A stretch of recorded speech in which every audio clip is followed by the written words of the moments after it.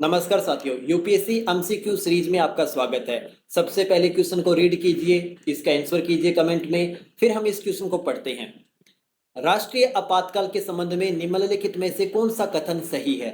A option देखिए, 1975 का आपातकाल बाह्य आक्रमण के आधार पर घोषित किया गया था। अब आर्टिकल 352 देखिए, 352 कहता है कि आपातकाल लगाने के लिए सबसे पहले आपको युद्ध, दूसरा बाह्य आक्रमण और तीसरा आंतरिक अशांति या आंतरिक गड़बड़ी के आधार पर आपातकाल लगाया जा सकता है।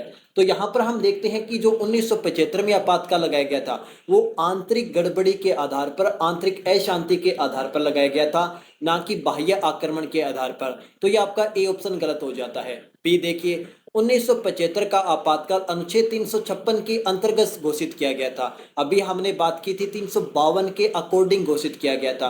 356 की बात करें तो वहां पर हम देखते हैं राष्ट्रपति शासन होता है, यानी राज्य में संवैधानिक तंत्र जब विफल हो जाता है उस कंडीशन में राष्ट्रपति शासन लगाता है। तो ये आपका ऑप्शन गलत हो जाता है।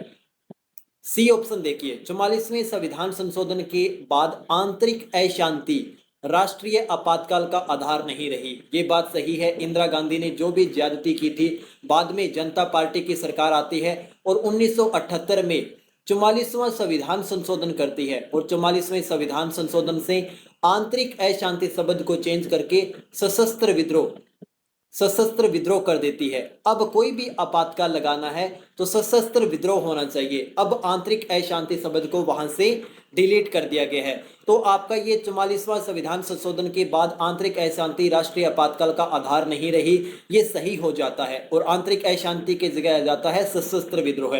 चौथा देखिए, राष्ट्रीय आपातकाल की घोषणा केवल संसद की पूर्व स्वीकृति से ही की जा सकती है। नहीं, अगर हम बात करें घोषणा की तो राष्ट्रपति करता है, लेकिन अब 44वें संविधान संशोधन से हम देखते हैं कि कैबिनेट की पूर्व सहमति के बाद में ही और कैबिनेट की भी लिखित सलाह के बाद ही आपातकाल घोषित किया जा सकता है। तो इसमें संसद की पूर्व सहमति जैसा कुछ नहीं है।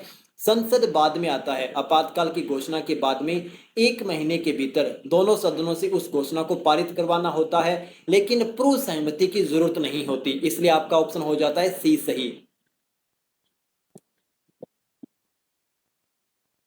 Thank you.